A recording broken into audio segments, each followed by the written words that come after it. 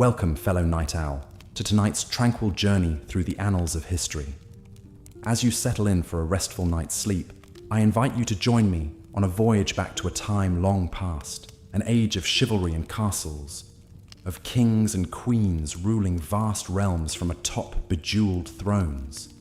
Before we begin our tale, I'd love to know where in the world you're tuning in from tonight and what time of day it is in your corner of the globe. Feel free to leave a comment and share. It's always a delight to see the diversity of this sleepy, history-loving community. And if you enjoy these relaxing forays into yesteryear, consider subscribing so you never have trouble sleeping or relaxing again. Now make yourself comfortable, dear friend. Perhaps you're nestled beneath soft sheets or curled up on a cozy sofa. As your eyelids grow heavy and your breath slows, let my words carry you gently back through the centuries to an era both familiar and strange, where we'll peek behind the stone walls of great castles and into the lives of those who once dwelled within. Tonight, we travel to medieval Europe, spanning from the fall of Rome in the 5th century to the Renaissance blossoming of the 15th. It was a time of faith and superstition, of plagues and progress, of conquests and crusades. Looming large over this ever-shifting landscape were the monarchs, those princes and princesses, kings and queens who claimed divine right to rule by the grace of God. From bejeweled crowns to ermine-trimmed cloaks, the royal regalia of the Middle Ages still captures our modern imaginations. When we picture the rulers of old, it's all too easy to envision them in a haze of unimaginable opulence, forever feasting and dancing, hunting and hawking, waging war and welcoming peace, draped in silks and dripping in jewels. But what was life really like for the royals of medieval Europe? How did they while away their days within the walls of sprawling castles and fortified manors, when they laid their crowned heads down to rest each night? What dreams and nightmares flickered behind their noble brows? As your own head sinks heavily into your pillow, I invite you to put yourself in their embroidered slippers for a spell. Imagine that you're a king or queen in the Middle Ages, born to a life of unimaginable privilege and power, but also one bound by duty, expectation, and tradition. Each choice you make will shape not just your own destiny, but the fate of kingdoms. So join me now, dear listener, as we tiptoe through echoing throne rooms and down torch-lit passageways, our footfalls softened by thick rushes strewn across cold stone. We'll eavesdrop on councils and ceremonies, feasts and festivals, births and betrothals. In the process, we may just discover that the royals of old were more human than the dusty pages of history might suggest. Our first stop will be the royal bedchamber itself, that most private of sanctums, where monarchs began and ended each day. As you nestle deeper into your own downy cocoon, let us draw back the heavy velvet drapes and greet the dawn as they might have, many centuries ago. Imagine, if you will, the first rays of sunlight creeping through an arrow-slit window, glinting off the gold threads of a finely wrought tapestry. A gently smouldering hearth lends the chamber a drowsy warmth, its flickering light dancing across the intricate carvings of a massive oak bed piled high with embroidered pillows and luxuriant furs. All is still, save for the measured breathing of the noble sleepers within.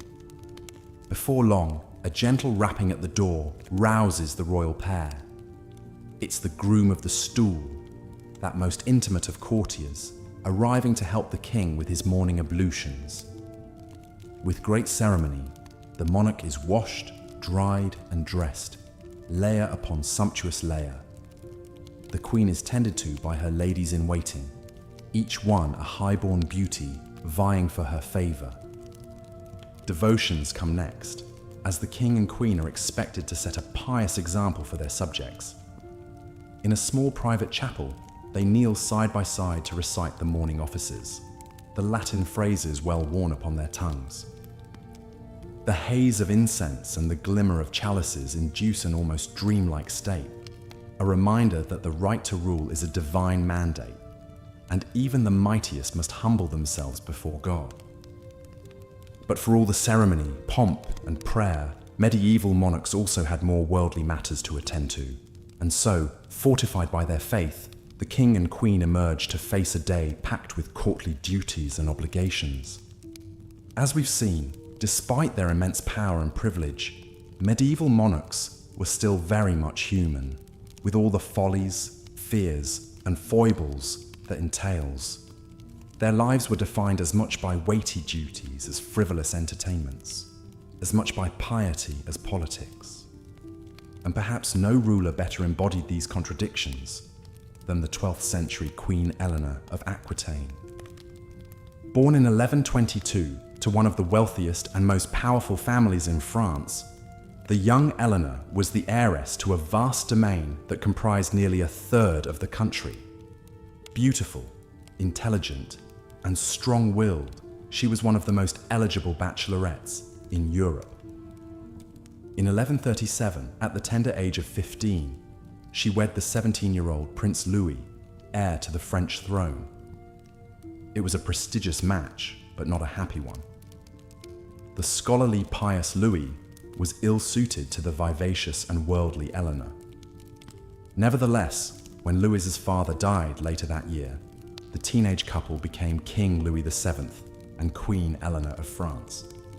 Despite their differences, Eleanor joined Louis on the Second Crusade in 1147, leading a contingent of her own Aquitanian soldiers. This headstrong act was rather scandalous at the time. Crusading was thought to be the domain of men, not ladies, but Eleanor was no ordinary lady. Dressed in armor and mounted on a white horse, she cut a striking figure on the march to the Holy Land. Unfortunately, like most crusades, it ended in disappointment. The Christian armies failed to retake Jerusalem and returned home in defeat. The crusade only widened the rift between Eleanor and Louis. They had never been close, but now they could barely stand each other. After 15 years of marriage and 2 daughters, the mismatched couple sought an annulment on grounds of consanguinity, being related by blood, a big taboo for the church. In reality, it was a thin excuse to get out of an unhappy marriage. The Pope granted the annulment in 1152, and at the age of 30, Eleanor found herself single and ready to mingle. She didn't stay single for long, though.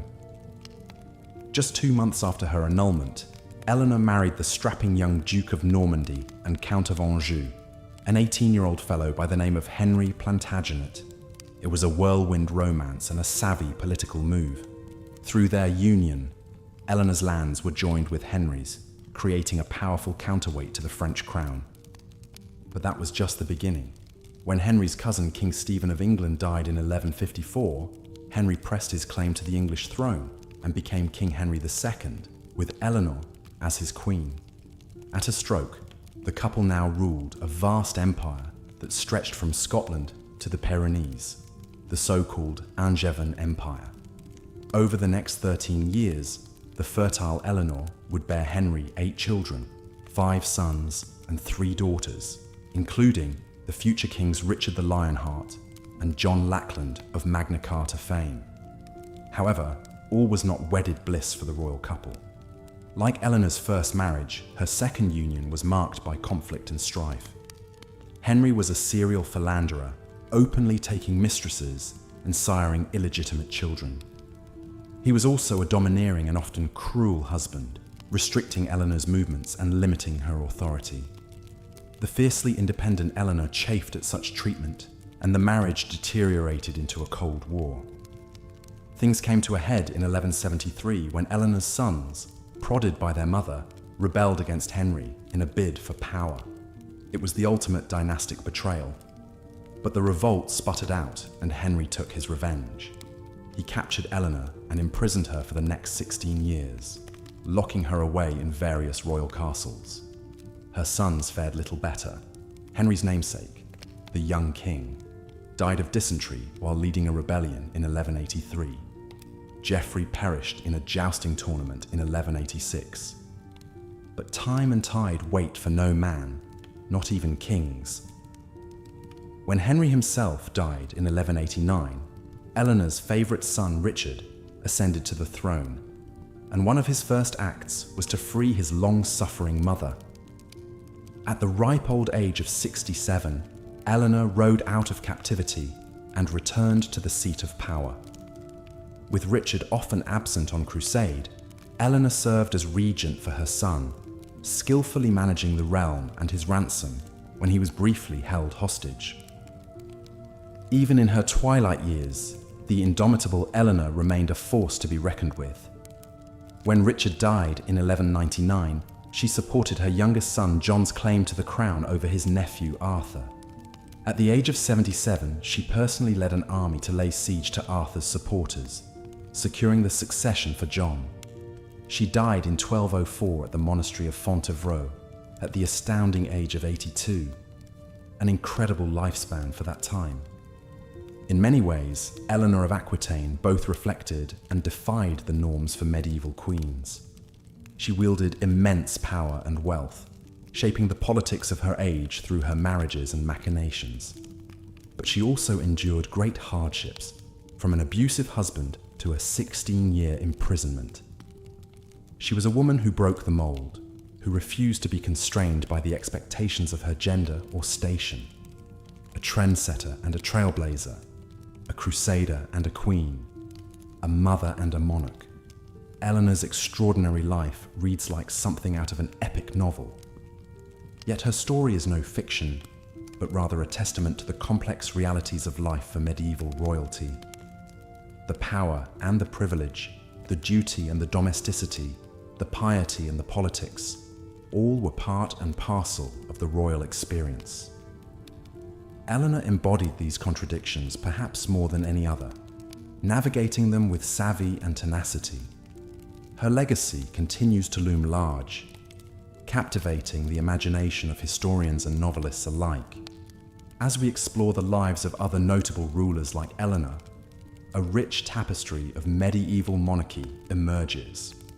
A world of decadent feasts and pious fasts, of grand castles and grander cathedrals, of arranged marriages and courtly love affairs.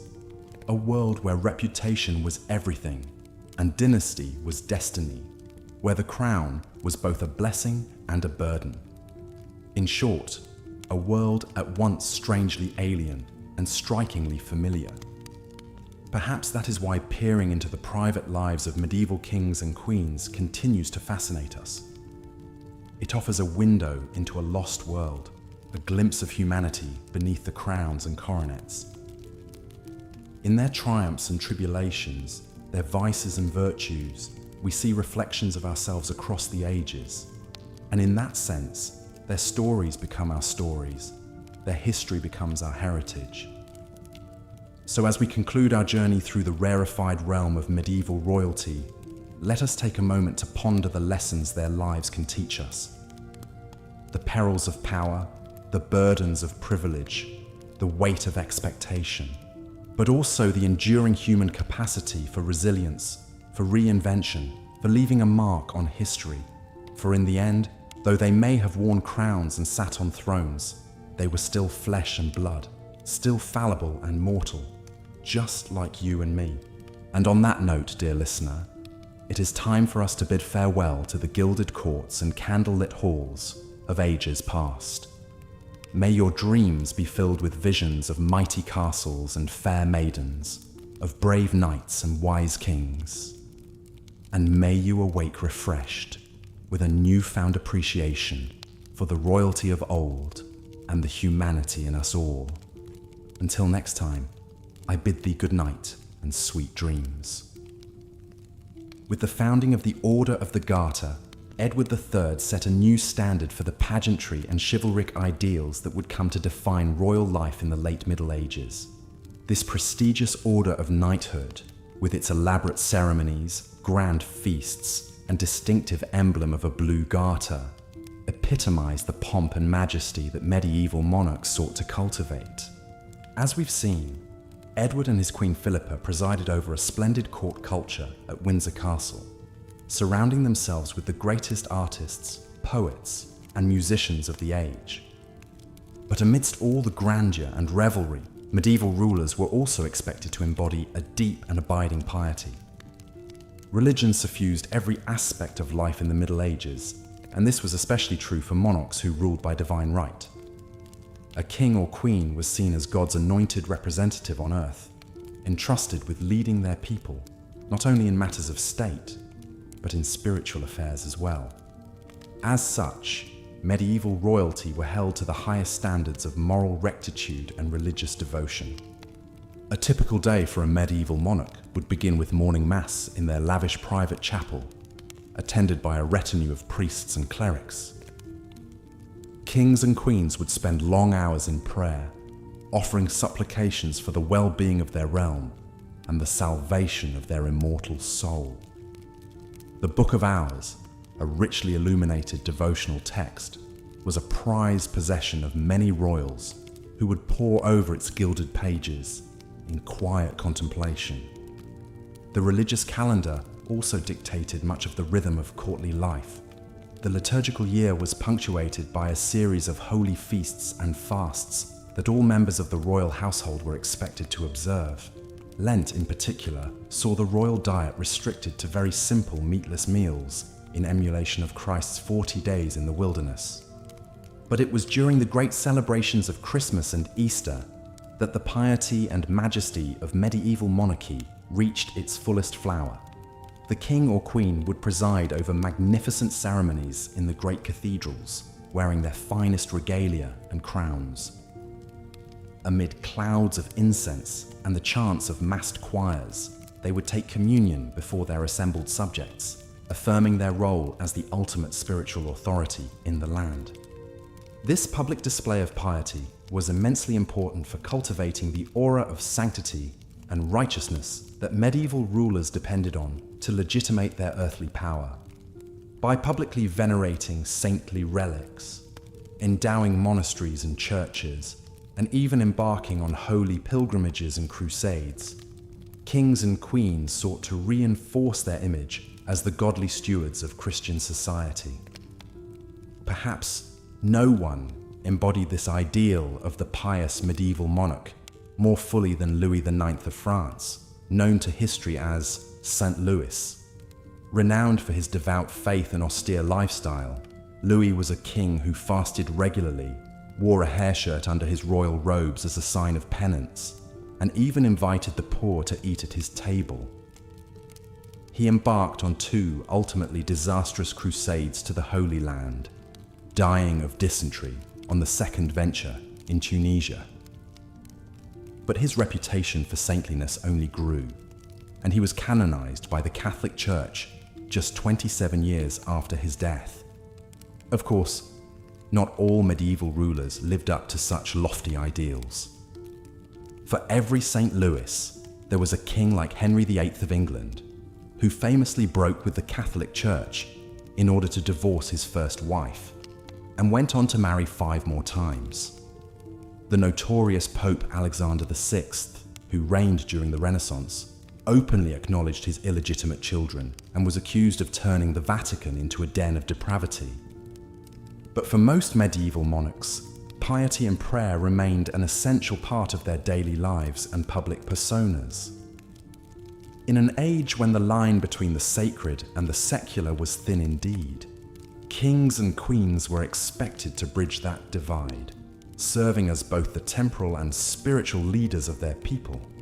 It was a weighty responsibility, and one that could take a toll even on the most devout of rulers. The great Carolingian emperor Charlemagne, who ruled much of Western Europe in the 8th and 9th centuries, was said to have wept with emotion as he took communion on his deathbed. So acutely did he feel the burden of his sins and the immensity of his role as God's vice-regent on earth. For the medieval monarchs who bore this sacred mantle, the glittering trappings of royal life, the sumptuous banquets, the silk-draped beds, the fawning courtiers, were perhaps a welcome distraction from the weighty matters of the soul that occupied so many of their waking hours. In the flickering candlelight of the royal chapel, as the king or queen knelt in prayer before the altar, the outside world, with its earthly cares and pleasures, must have seemed far away indeed. As we contemplate these long-ago rulers in their private moments of piety, we are reminded of the deeply human dimension of even the most exalted lives. Behind the crowns and scepters, the ermine-trimmed robes and the soaring rhetoric, medieval monarchs grappled with the same eternal questions that have always haunted the human heart. Questions of meaning, mortality, and the yearning for connection with the divine. In the tomb-like hush of the great cathedrals where they worshipped, or in the flickering shadows of their own bedchamber, these kings and queens sought solace and guidance from a higher power. And in so doing, they left us a powerful reminder of the enduring search for purpose and transcendence that unites us all across the ages.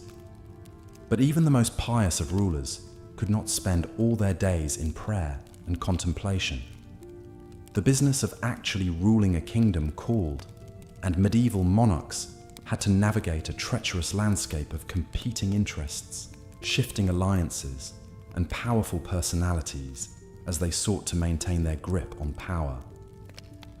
Perhaps no one exemplified the shrewd political maneuvering and force of character required of a successful medieval ruler quite like Eleanor of Aquitaine.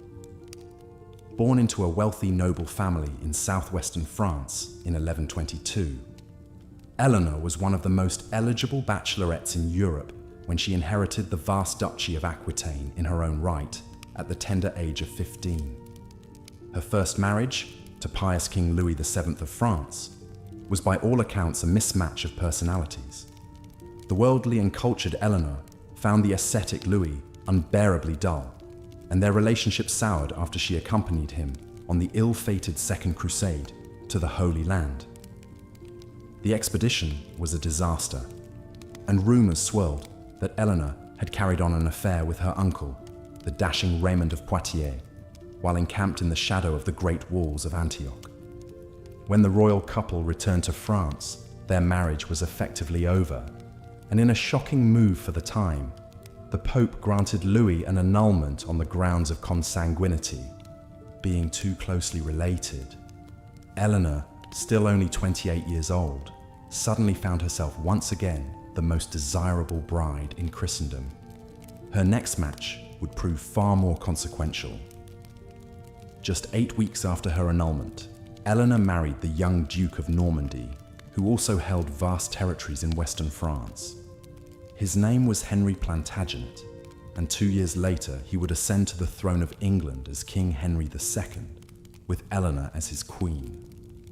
Together, Eleanor and Henry would preside over a sprawling empire that stretched from the Scottish borders to the Pyrenees Mountains, encompassing all of England and more than half of modern-day France. It was one of the largest and most powerful realms in medieval Europe, and at its center stood the formidable partnership of Henry and Eleanor.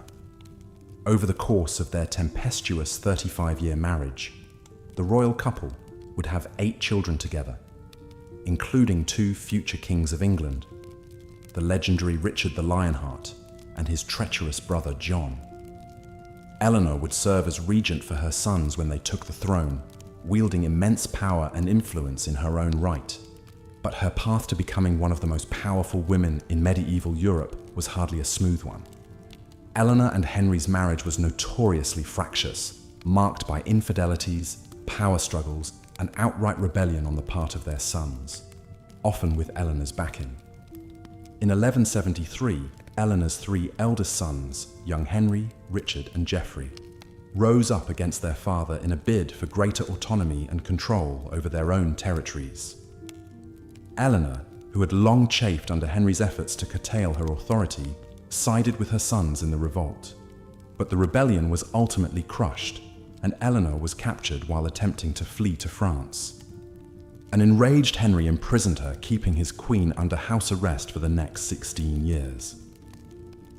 It was only after Henry's death in 1189 that Eleanor was finally freed by her son Richard, now King of England. Despite being nearly 70 years old, she lost no time in reasserting her political influence. When Richard set off on the Third Crusade shortly after his coronation, Eleanor served as regent in his absence, governing England with a firm hand. She would go on to outlive both Richard and his successor John, dying in 1204 at the remarkable age of 82. Eleanor's long and tumultuous life offers a fascinating glimpse into the complex realities of power and gender in the medieval world. As a woman who wielded immense influence in her own right, as a wealthy heiress, queen consort, regent, and mother of kings, Eleanor defied many of the constraints placed on her sex in an intensely patriarchal society. But her story also underscores the precariousness of even the most exalted woman's position in medieval society. For all her wealth and influence, Eleanor was still ultimately subject to the will of the men around her. First her husbands, then her sons. Her imprisonment at Henry's hands serves as a stark reminder of the limits of female power in a world where kings still ruled supreme. And yet, Eleanor's enduring fascination for historians and storytellers alike suggests that her legacy transcends the simple trappings of royalty or the constraints of her gender. In many ways, she embodies the restless, questing spirit of an age, a time when the old feudal order was giving way to a new world of courtly romance, chivalric ideals, and the first stirrings of individualism. As a patron of the arts and a leader of the courts of love, grand assemblies where the conventions of courtly romance were celebrated and codified, Eleanor helped to shape the cultural ideals that would define the High Middle Ages. Her influence can be seen in everything from the love poetry of the troubadours to the soaring cathedrals and illuminated manuscripts that still take our breath away today. In Eleanor's story, we see a woman who grappled with the great questions of her age, questions of power, faith, love, and duty, and who left an indelible mark on the world she inhabited. Hers is a tale of ambition and intrigue, of passion and politics, of the struggle to assert oneself in a world that was not always kind to strong-willed women. But it is also, in the end, a deeply human story, a reminder that even the most towering figures of history were flesh and blood people, with all the flaws and foibles that entails. In the flickering candlelight of a long-ago castle chamber, we can imagine Eleanor as she might have been in a rare moment of repose, a woman of indomitable spirit and fierce intelligence, yet still subject to the same yearnings and vulnerabilities that have always animated the human heart. As we drift off to sleep, let us dream of Eleanor and her world, a world of crenellated battlements and fluttering banners, of soaring cathedrals and scented gardens, of love and war and the eternal dance of power. And let us remember too that the great sweep of history is ultimately woven from the countless strands of individual lives, each one a story waiting to be told, a legacy waiting to be remembered in the stillness of the night. As we've seen, the lives of medieval monarchs were steeped in extravagance and pageantry, yet also heavily circumscribed by rigid expectations and weighty responsibilities. For all the grandeur of their castles and courts, kings and queens faced a daily existence that was in many ways far from enviable. Take Eleanor of Aquitaine, for instance. Born into wealth and privilege as the heiress to a vast duchy, she became Queen of France at the tender age of 15, upon her marriage to King Louis VII. The young couple embarked on the ill-fated Second Crusade together, a grueling journey across thousands of miles that ended in military failure and personal estrangement. After 15 years of marriage and the birth of 2 daughters, Eleanor and Louis's union was annulled on grounds of consanguinity. But Eleanor's story was far from over. Just 8 weeks later, she married the young Duke of Normandy and Count of Anjou, who shortly thereafter ascended the throne as King Henry II of England. As queen once again, Eleanor proved a formidable political presence, governing England as regent during Henry's long absences and bearing him 8 children, including the future kings Richard the Lionheart and John Lackland. Yet for all her power and influence, Eleanor's life was tumultuous and constricted by the politics of the day. Her marriage to Henry grew increasingly fractious, and she eventually incited her sons to rebel against their father, a transgression for which she spent 16 years under house arrest. In the end, she outlived both her husbands and all but 2 of her 10 children, dying at the ripe old age of 82 as the Queen Mother and one of the great survivors of the age. Eleanor's remarkable tale highlights the precarious position in which even the most blue-blooded of medieval women found themselves. Subject to the authority of fathers, husbands, and sons, queens could wield significant influence from behind the scenes, but always at the risk of censure or punishment for overstepping their bounds. The personal was deeply political, and a royal woman's choice of spouse or ability to produce heirs could spell the difference between dynastic glory and ruin. This was certainly the case for Empress Matilda, the daughter of England's King Henry I. Groomed for greatness from a young age, Matilda was married off to the Holy Roman Emperor as a teenager, and later recalled to England to be named her father's heir after the death of her brother in a shipwreck. But the barons balked at accepting a woman as their ruler, and when Henry died, Matilda's cousin Stephen of Blois rushed to seize the throne, plunging England into a nearly 20-year civil war known as the Anarchy. Matilda fought fiercely for what she saw as her birthright, rallying troops to her cause and even escaping a castle under siege by being lowered down the walls in a coffin. She came tantalizingly close to the crown, entering London in triumph and preparing for her coronation. But the fickle citizens soon turned on her, and she was chased out of the city, never to return. In the end, Matilda was forced to settle for seeing her son, the future Henry II, recognized as Stephen's successor, a diplomatic resolution to England's turmoil, but a personally disappointing outcome for a woman who had fought so long and hard to be queen in her own right. The stories of Eleanor and Matilda offer a poignant reminder of the limitations medieval women faced, even at the very apex of society. Queens and empresses might accrue fabulous wealth and wield considerable influence, but their agency was always contingent on the forbearance of the men around them. In a world where martial prowess was the ultimate source of authority, female rulers were only ever regents or intercessors, never truly secure on their thrones. Yet if the political sphere was largely closed off to them, medieval royal women could and did find other outlets for their ambitions. Many carved out significant roles for themselves as patrons of the arts, commissioning magnificent works of art and architecture to adorn their palaces and glorify their memories. Eleanor of Aquitaine was a noted sponsor of troubadours and poets, presiding over a glittering court culture that helped define the early medieval vogue for courtly love. Other queens took a more active role in the religious life of their realms, founding abbeys and monasteries, going on pilgrimages, and even leading crusades, as Eleanor did alongside her first husband. The church offered a rare space where royal women could exercise a degree of autonomy and spiritual authority, even as it relegated them to a subordinate position in the social order. Of course, not all medieval monarchs were as outsized characters as Eleanor or Matilda.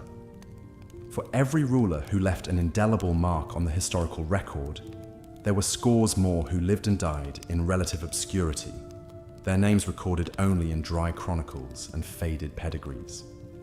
These forgotten sovereigns may not have shifted the course of nations, but their experiences too are crucial for understanding what life was like for royalty in an age far removed from our own.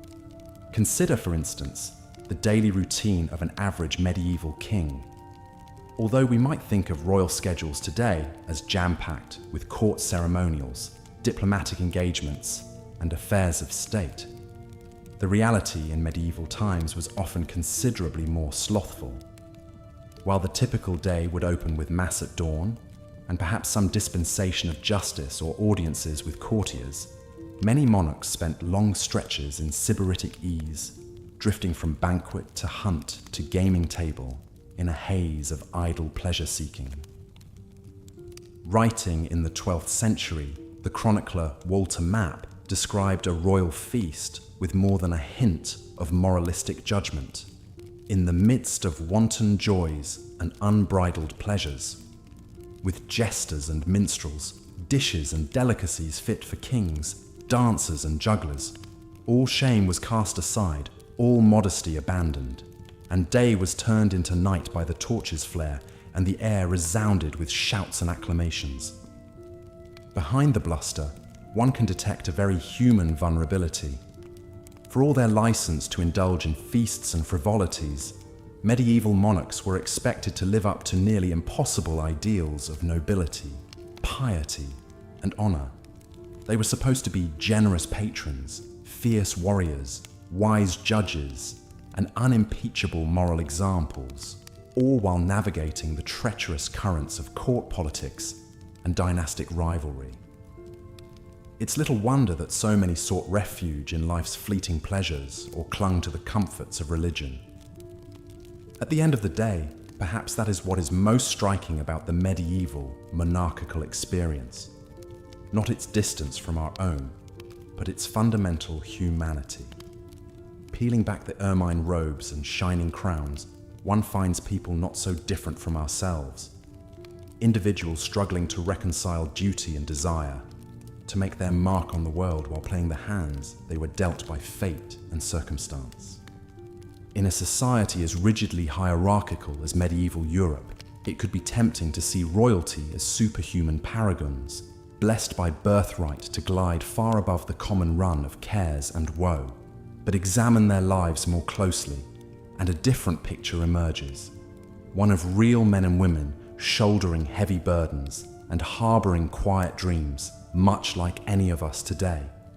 So, when next you settle down for the night and close your heavy eyes, spare a thought for those long ago kings and queens whose stories have drifted down to us through the ages. Imagine yourself behind the high stone walls of a drafty castle bedchamber, feeling the weight of the crown as your head sinks into the pillow. Dream yourself into their world of ceremony and intrigue, languor and longing, and ponder for a moment how much has changed and how much remains the same.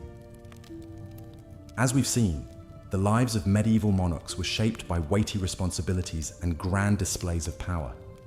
But perhaps no ruler exemplified the precarious nature of royal authority quite like the 12th century Empress Matilda. Born in 1102 to King Henry I of England and Matilda of Scotland, the young princess enjoyed a privileged upbringing befitting her noble status.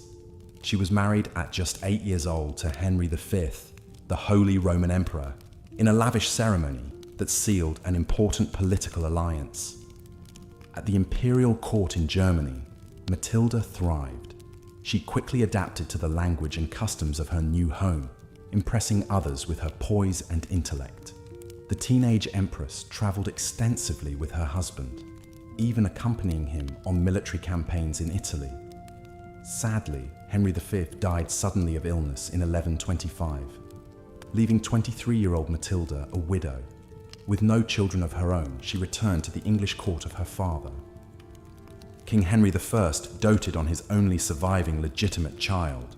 He named Matilda as his heir and forced his barons to swear fealty to her, an unprecedented move, as a woman had never ruled England in her own right before. To bolster her claim, Henry arranged Matilda's marriage to the powerful Geoffrey of Anjou in 1128. The union produced 3 sons, including the future King Henry II. But storm clouds were gathering.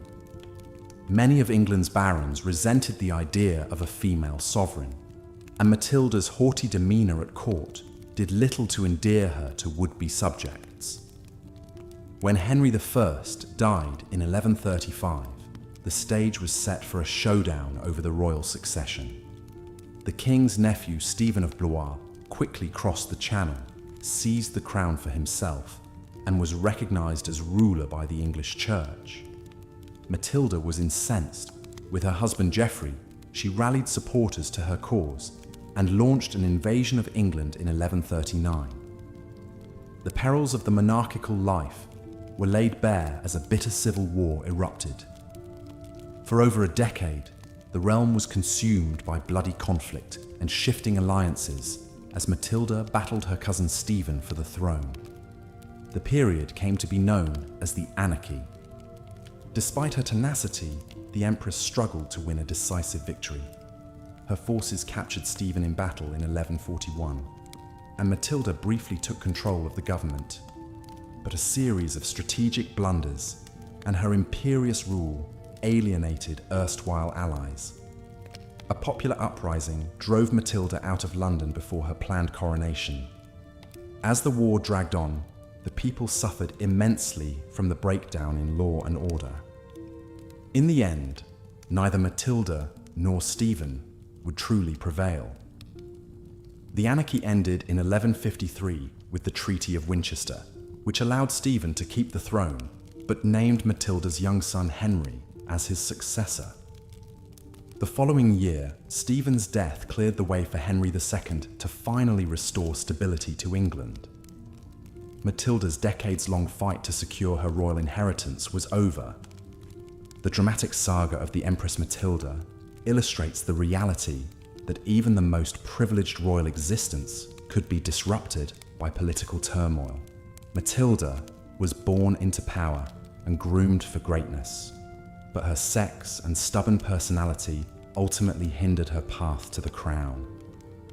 While she never ruled in her own name, Matilda's lifelong quest to secure the throne laid the foundation for the Plantagenet dynasty that would dominate England for over 300 years.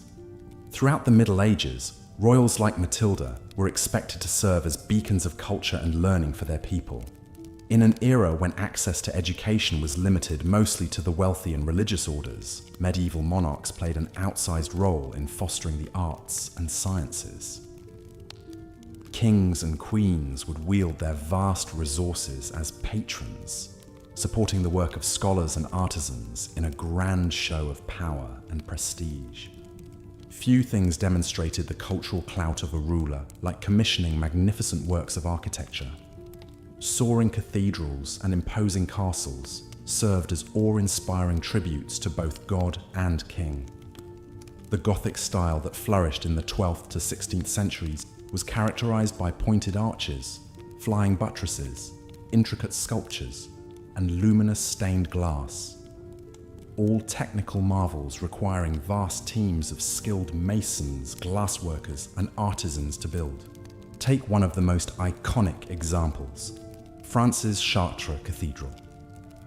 The bulk of this stunning church was erected between 1194 and 1250 during the reigns of Philip II, Louis VIII, and Louis IX. Its towering 112-foot stone vaulted ceiling, 176 stained glass windows, and ornate royal portal were all cutting-edge innovations for the time. As many as 300 artisans might have labored continuously over decades to construct this Gothic masterpiece. Of course, no less impressive were the projects royals commissioned for their own residences.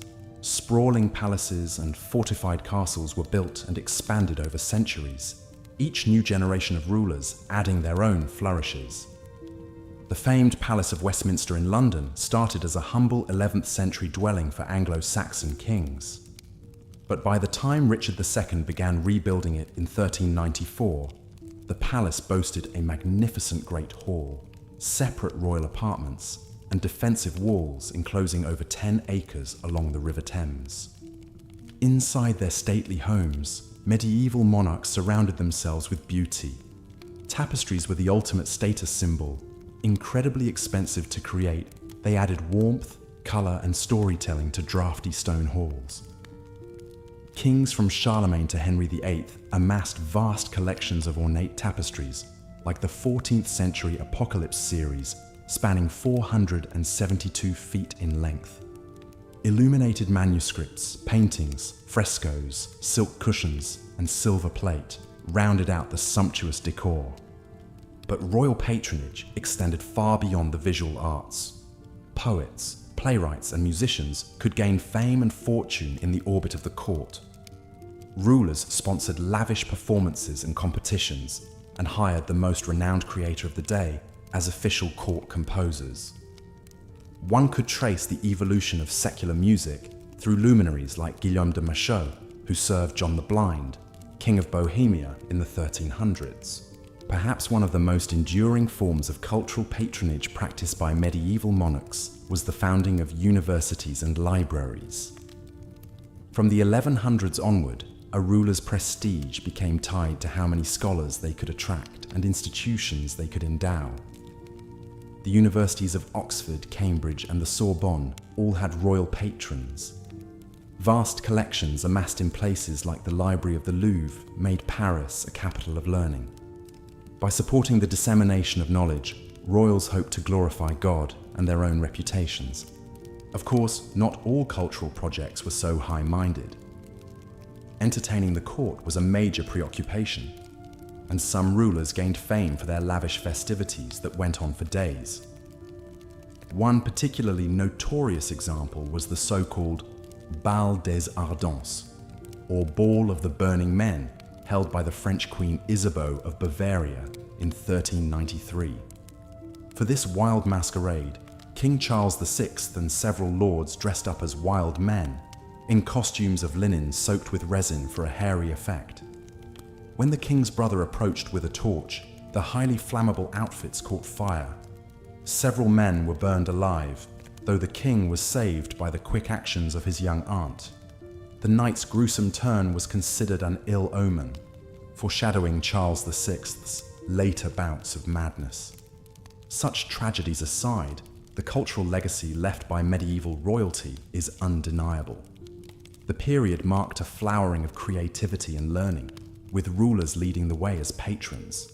By commissioning magnificent buildings, art, and institutions of knowledge, kings and queens hoped to achieve a kind of immortality beyond their own reigns. And for we moderns peering back through the centuries, these tangible remnants of royal lives help bring a long-ago era into vivid focus. While it can be tempting to romanticize the pageantry and luxury of medieval royalty, the day-to-day reality for even the most powerful rulers was often quite constrained. The famous axiom, uneasy lies, the head that wears a crown, captures the suffocating pressure and isolation that could characterize life at the very top of the hierarchy. Even for anointed monarchs, there was little privacy or personal freedom. A royal's daily existence revolved around ritual, with each hour stipulated by religious services, official ceremonies, court functions, and prescribed leisure activities. Every action was governed by strict protocol and etiquette, from how lowly servants could approach them to what dishes could be served at a banquet. And a sprawling entourage of attendants, courtiers, and guards meant a king or queen was rarely, if ever, truly alone. Consider the claustrophobic conditions of King Charles VI of France, who reigned from 1380 to 1422. From childhood, Charles was monitored constantly, his tutors and minders tracking his every movement and conversation. He had to make a formal entreaty to the royal council for permission to visit his wife in another castle. His descent into madness as an adult only tightened the net of supervision around him. Though sovereigns wielded vast power in theory, they were often constrained by webs of tradition and aristocratic power in practice.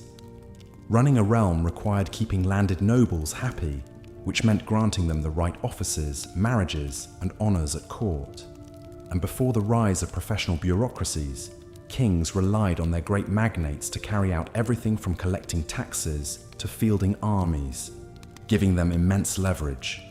Those who failed to placate their noble subjects could face dire consequences. The Barons' Wars of the 2600s England saw King Henry III taken hostage by a rogue confederation of lords after they felt he had slighted their ancient rights and privileges. Henry was forced to accept reforms limiting royal authority and giving more power to a council of nobles. The crown's dependence on the goodwill of aristocrats was laid bare. The most intimate aspects of a ruler's life were dictated by politics as well. Marriages, especially for women, were almost always arranged with diplomatic aims in mind. Kings and queens were seen as valuable pieces on the dynastic chessboard, used to seal alliances or territorial claims. The wishes of the betrothed were rarely a factor. Princes and princesses often met their new spouses for the first time at the altar. Once wed, a royal couple's chief duty was to produce heirs to continue the dynasty. This pressure was especially intense for women, whose worth was often measured by their fertility. The 15th century Margaret of Anjou endured 7 years of marriage to King Henry VI, without conceiving before finally giving birth to a son, Edward. But when the long-awaited prince was disinherited amid the Wars of the Roses, Margaret transformed into a fierce warrior, leading armies into battle on his behalf. Of course, not all royal marriages were cold political alliances. The great love story of Edward I and Eleanor of Castile in the 1200s is documented in adoring letters that capture their mutual affection. And the 14th century saw the reign of the princes in the Tower, the devoted Edward II and his friend Piers Gaveston, who shared an emotional and perhaps romantic bond. But even these relationships played out on a public stage, subject to the scrutiny of courtiers. Despite the immense privilege of their rank, royalty sacrificed much of their personal autonomy. The crown's seclusion also meant a formal distance from their subjects. Glimpses behind the carefully controlled facade, like Henry VI's melancholic breakdowns or Edward II's grief over the death of Gaveston, reminded the realm of the humanity of their rulers. But more often, what people saw, and what history records, is the public persona of an exalted but inaccessible figure. In the end, perhaps the greatest constraint on a medieval monarch was an unrelenting pressure to measure up to the lofty ideals of the role. Kings were to be paragons of justice, founts of honor, defenders of the church. Queens should be models of beauty, virtue, and piety. They must appear strong but merciful, dignified but generous. And through their patronage and conquest, they had to build a worthy legacy for the ages. Imagine the weight of these expectations on even the most high-born shoulders. Peering back through the mists of time, one almost sees the glittering mask of royalty slip aside, revealing the all-too-human faces beneath the crowns. The bejeweled robes and heraldic banners cannot conceal the cares and passions of people like any other.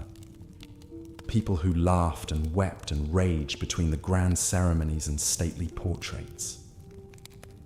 As the velvet curtains of history fall closed on the pageant of medieval royalty, perhaps this is what lingers in the imagination.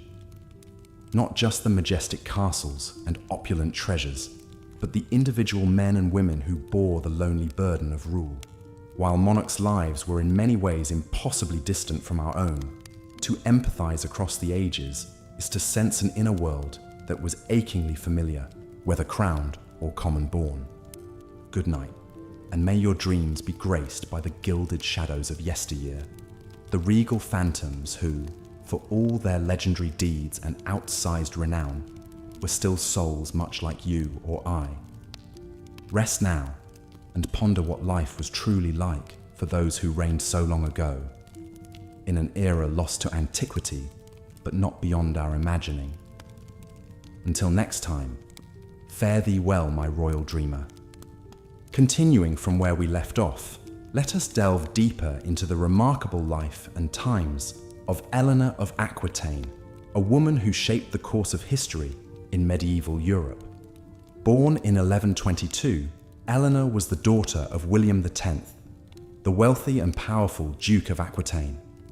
From a young age, she was groomed for greatness, receiving an education befitting a future queen.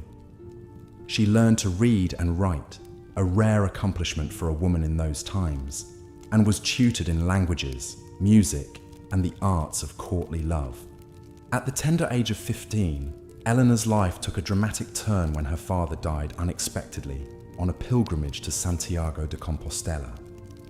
As the eldest of his two daughters, Eleanor inherited the vast Duchy of Aquitaine, making her the most eligible bride in Europe.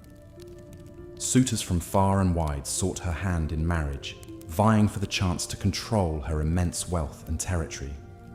In the end, it was Louis VII, the young King of France, who won Eleanor's hand. They were married in 1137, just a few months after Louis had ascended to the throne. At first, the union seemed a happy one, with Eleanor bringing a much-needed infusion of wealth and culture to the French court. She introduced the troubadour tradition of courtly love, sponsoring poets and musicians who sang of chivalry and romance. But despite their auspicious beginnings, Eleanor and Louis's marriage soon began to fray. Eleanor was a strong-willed and independent woman, accustomed to ruling her own lands. She chafed at the restrictions placed on her by the conservative French court and the pious Louis, who disapproved of her extravagance and worldly ways. Matters came to a head in 1147, when Louis announced his intention to lead the Second Crusade to the Holy Land. Eleanor, ever the adventurer, insisted on accompanying him, along with a retinue of her ladies and troubadours. The crusade was a disaster, with the French army decimated by disease and the harsh desert conditions.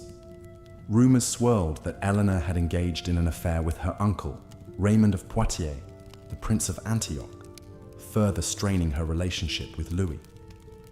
Upon their return to France, the royal couple's estrangement was complete. After 15 years of marriage and 2 daughters, they sought an annulment on the grounds of consanguinity, as they were third cousins. The annulment was granted by Pope Eugene III, and Eleanor was once again free to marry. Her choice of husband this time would have even more profound consequences. Just 8 weeks after her annulment, Eleanor married Henry Plantagenet, Duke of Normandy and Count of Anjou, who stood to inherit the English throne. Their union created a vast empire that stretched from the Scottish border to the Pyrenees, and would eventually give rise to the Plantagenet dynasty that ruled England for more than 300 years. As Queen of England, Eleanor proved a formidable consort to Henry II. She bore him 8 children, including 5 sons, and served as regent when Henry was away on campaign. She continued to patronize the arts and learning, and is credited with establishing the Court of Love at Poitiers, where troubadours and poets gathered to debate the finer points of courtly romance. But Eleanor's relationship with Henry, like her marriage to Louis, was tempestuous. Henry was a notorious womanizer, fathering numerous illegitimate children, and the couple often quarreled over matters of state.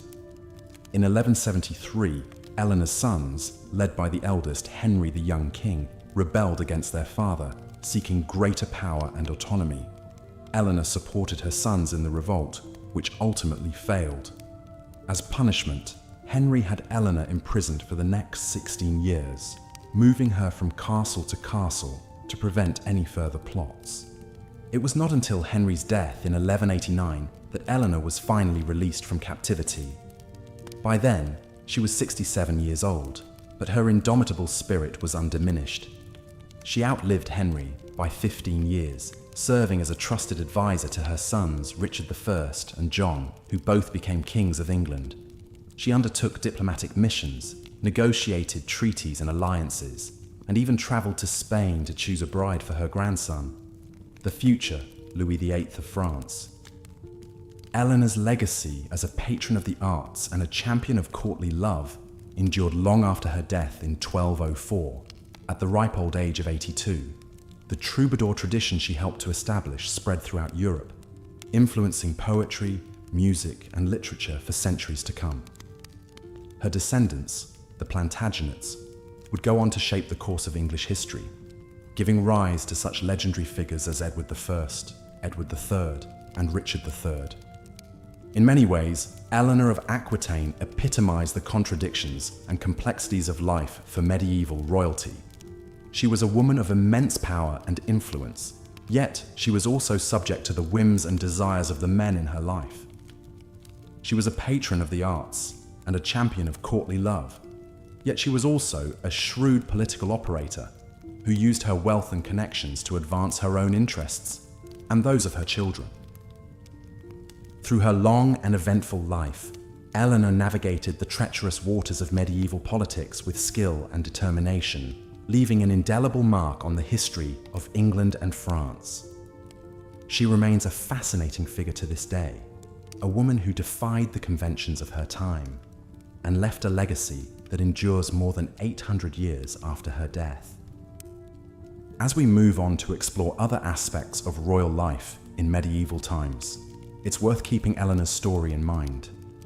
Hers was a life of privilege and power, yet also one of great challenges and adversity. In her triumphs and her struggles, she reflects the larger themes and trends that shaped the lives of medieval monarchs, from the weighty responsibilities of rulership to the personal sacrifices and compromises that came with the crown. So let us now turn our attention to those responsibilities and sacrifices and examine more closely the unique lifestyle of royalty in the Middle Ages.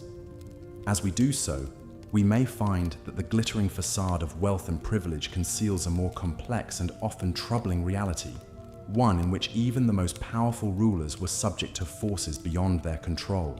As the sun rose over the medieval landscape, the day began for the monarchs and their household. The first order of business was usually religious devotion. Kings and queens were expected to be paragons of piety, attending daily mass and spending hours in prayer each day. Many had private chapels within their lavish residences, where they could worship in quiet contemplation, attended by priests and ladies-in-waiting. Religion suffused every aspect of a medieval ruler's life. The Queen's Day often revolved around the royal children. Most queens bore many offspring, as a large family was seen as a blessing and a safeguard for the dynasty. But childbirth was perilous in an age before modern medicine. Queens frequently died in childbed, as did infants and young children. Those princes and princesses who survived enjoyed a privileged but often short childhood. Royal children were usually raised separately from their parents, in a different part of the palace or even a separate residence altogether. There, they were tended to by an extensive staff of nurses, tutors, servants, and companions. A princess would learn domestic skills like needlework, as well as dancing, music, and social graces. Education for princes was rather more expansive, including military training, as well as academic subjects like languages, mathematics, law, and history. All were rigorously schooled in religion and courtly etiquette. But perhaps the most important lessons were in dynastic politics. From an early age, royal children knew their marriages would be arranged for political reasons, to cement alliances or bring powerful territories under the family's influence. Romance was a luxury that royalty could rarely afford. Some royal children were engaged while still in the cradle, their personal happiness a small matter compared to the good of the realm. One famous example of a childhood betrothal that shaped history was that of Eleanor of Aquitaine. Born around 1122, Eleanor was the eldest daughter of William, Duke of Aquitaine, who possessed the largest and richest province in what is now France. The willful and high-spirited Eleanor became his heiress and was much sought after as a bride. She married the future King Louis VII of France when she was only about 15 years old. Beautiful, wealthy, and strong-minded, Eleanor was not content to be a demure queen consort. When her pious husband Louis joined the Second Crusade in 1147 to fight in the Holy Land, Eleanor shocked many by insisting on going with him. Accompanied by hundreds of her ladies, the queen set out in high style, wearing armor and carrying a lance. But the crusade did not go well for the French, and Louis and Eleanor's marriage became strained, not least because she failed to produce a male heir.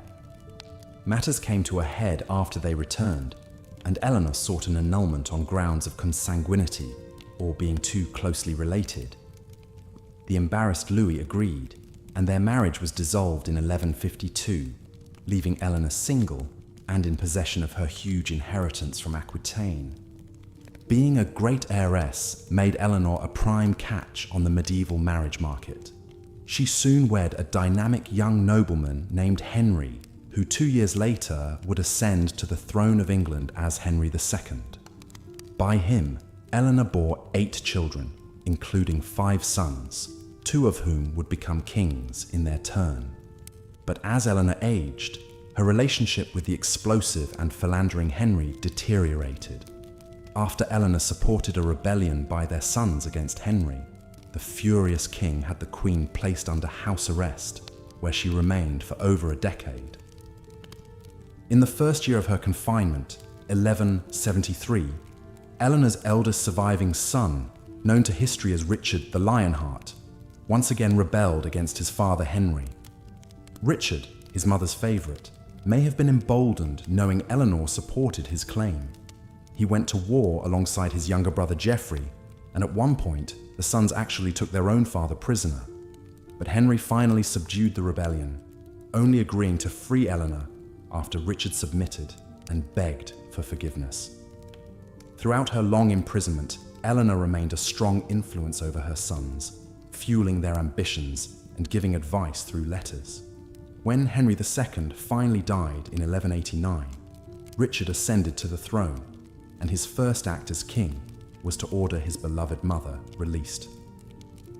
On Richard's departure for the Third Crusade, he installed Eleanor as Regent of England, allowing her to wield power openly for the first time. As regent, and during Richard's long absences and captivity abroad, Eleanor worked tirelessly to raise his ransom, negotiate with the Pope on his behalf, and help rule his territories, travelling ceaselessly across England and France.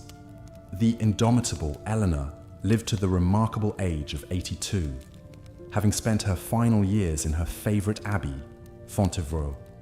Eleanor was a shining example of how a medieval queen could carve out a significant sphere of influence despite the constraints placed upon women in her time. She cultivated an image of herself as a cultured patron of the arts, and indeed the tradition of courtly love, poetry flourished at her court, where Eleanor encouraged troubadours to write verses extolling the virtues of noble ladies. But Eleanor was an exception in many ways. For most medieval queens, their chief duty was to provide the king with male heirs. Sons were infinitely preferred over daughters to inherit the throne and carry on the family dynasty. Bearing healthy children was such an essential queenly role that infertile queens were frequently cast off, their barrenness seen as a curse or judgment from God. The pressure on queens to procreate meant that many royal women were almost constantly in a cycle of pregnancy, childbirth, and recovery for most of their fertile years. But they were also expected to preside gracefully over court festivities, even when in a delicate condition. And of course, the rigours of childbirth itself were a recurring danger that claimed many royal mothers and babies.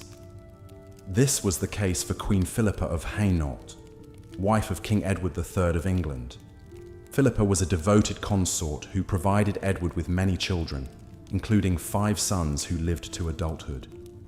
She held the reins of government as regent for Edward during his long military campaigns abroad. Beloved for her kindness and piety, Philippa was an ideal medieval queen. But bearing so many royal children ultimately cost Philippa her life. She died at age 55 in August 1369, days after giving birth to her 14th child.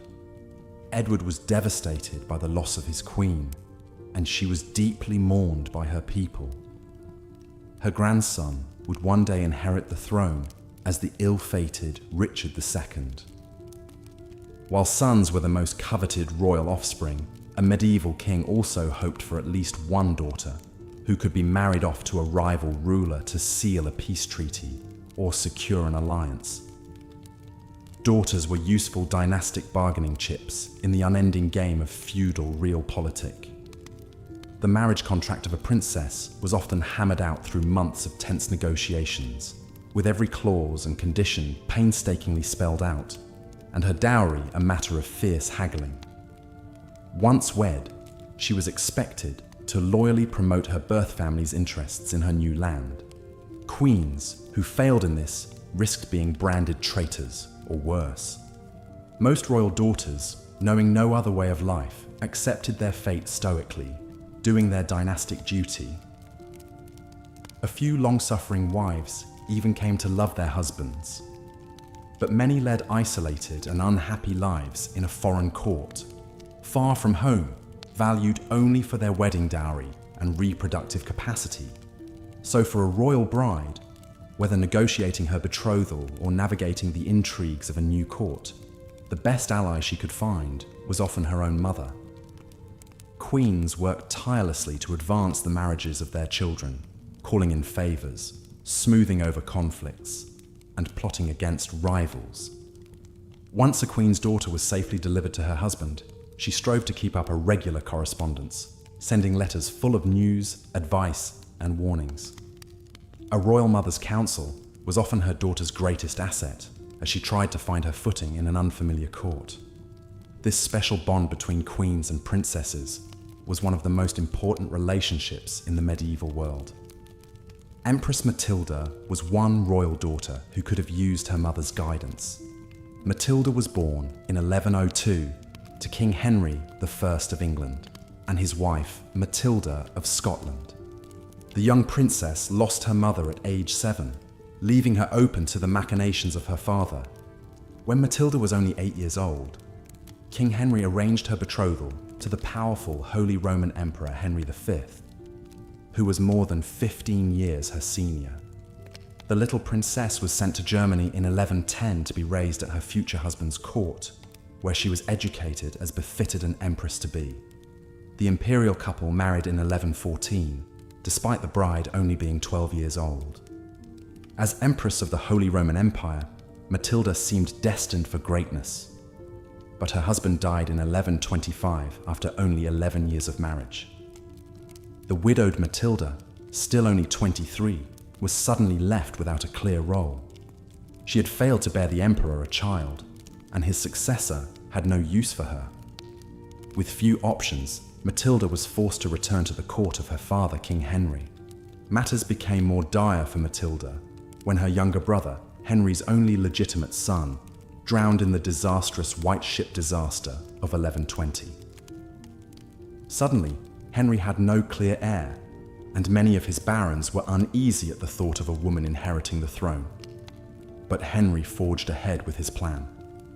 The determined King Henry forced his barons to swear an oath to accept Matilda as his heir.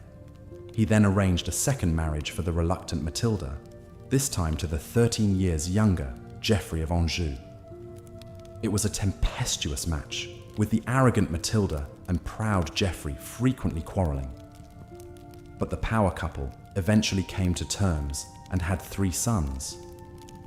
When Henry I died in 1135, it seemed that Matilda's path to the English throne was clear, with Geoffrey acting as her consort and protector. But many of the barons went back on their oath to Henry, and the throne was instead claimed by Henry's charming nephew, Stephen of Blois. Matilda was outraged at being passed over. She rallied troops and supporters, leading them in an invasion of England in 1139. Matilda captured Stephen in battle in 1141, and for a few months actually ruled in London as Lady of the English. But her haughty demeanor alienated the citizens, and she was soon forced to flee as Stephen's allies rallied. The resulting civil war and breakdown of royal authority as Stephen and Matilda's factions vied for control became known as the Anarchy. For nearly 20 years, the two rivals continued to struggle and maneuver for advantage as the kingdom erupted in bloodshed and chaos. Contemporary chroniclers lamented that Christ and his saints slept as the war dragged on. Finally, in 1153, the exhausted parties reached a compromise called the Treaty of Winchester. Stephen would remain as king for the rest of his life, with Matilda's son Henry named as his heir. The following year, Stephen died, and the 21-year-old Henry ascended the throne as Henry II, beginning a new era for England. Matilda herself retired quietly to Normandy, where she died in 1167 at age 65, knowing she had fought like a lioness to put her son on the throne. In the end, she lost her long struggle to be queen in her own right. But through her descendants, including the formidable Henry II and celebrated Richard the Lionheart, Matilda left a towering legacy over the English monarchy for generations to come. The saga of Matilda and Stephen demonstrates how uncertain even a seemingly ironclad royal succession could become in the chaos of the Middle Ages. With life expectancy so much lower than today, the death of a king could plunge a realm into disarray if the heir was too young, absent, or disputed. Queens like Eleanor of Aquitaine and Empress Matilda, who lived long enough, could wield great influence as queen mothers and regents for underage sons. Matilda's daughter-in-law Eleanor of Aquitaine was especially skilled at using her power behind the throne to steer events, even dominating the royal court for a time. But such a prominent role for women was the exception rather than the rule in the deeply patriarchal society of medieval Europe. Women, even royal ones, were meant to be submissive, pious, and decorous, modeling the virtues of the ideal courtly lady. Those queens who openly flouted these expectations, asserting themselves too strongly into the male spheres of governance and warfare, frequently met with criticism and censure. Chroniclers denounced them as unnaturally ambitious viragos overstepping their proper womanly role. This was the case with Queen Isabella of France, wife of Edward II of England. Isabella, beautiful and clever, despised her ineffectual, pleasure-loving husband and his male favourites, who held undue influence at court. In 1325, Isabella fled to France, where she took a lover, the ambitious nobleman Roger Mortimer. The scandalous pair gathered an invasion force and attacked England, capturing the hapless Edward and forcing him to abdicate in favour of his teenage son, Edward III. Edward II soon died in captivity, almost certainly murdered on the orders of Isabella and Mortimer. The pair then ruled openly as regents, their brazen affair an open secret. But young King Edward chafed under his mother's thumb. In a palace coup, he arrested Isabella and put her lover Mortimer on trial. The Queen was spared execution and allowed to retire with dignity to a comfy exile. Mortimer, however, was promptly hanged as a traitor. Isabella's story is a cautionary tale of how even powerful queens could swiftly fall from grace if they failed to maintain the proper image of virtuous femininity. In the harsh world of medieval politics, royals danced on a razor's edge, where one wrong move could mean disgrace or death. When those missteps involved queens and their lovers, the scandal was especially juicy to royal watchers. By the later Middle Ages, most kings had resigned themselves to their wives taking discreet lovers, so long as they were reasonably cautious and bore the king's children. Of course, kings themselves frequently strayed with mistresses. It was practically expected for lusty royal husbands. Henry II of England, Eleanor of Aquitaine's spouse, famously kept a whole string of mistresses, most notably the fair Rosamond, the comely young daughter of a knight. Henry ensconced his beloved Rosamond in a sort of love nest, a picturesque bower at the centre of a hedge maze at his park in Woodstock. According to legend, a jealous Queen Eleanor eventually found a way into the labyrinth and confronted her nubile young rival, offering her the choice of a dagger or a cup of poison. The tale's ominous implication of murder only added to the fair Rosamond's romantic mystique. The reality, as usual, was doubtless more prosaic. Some historians believe Rosamond may have become a nun with Eleanor's knowledge, as a respectable way to remove her from the royal court. In any case, Rosamond apparently died of natural causes, as a charitable foundation was later established at Godstow Abbey in her name.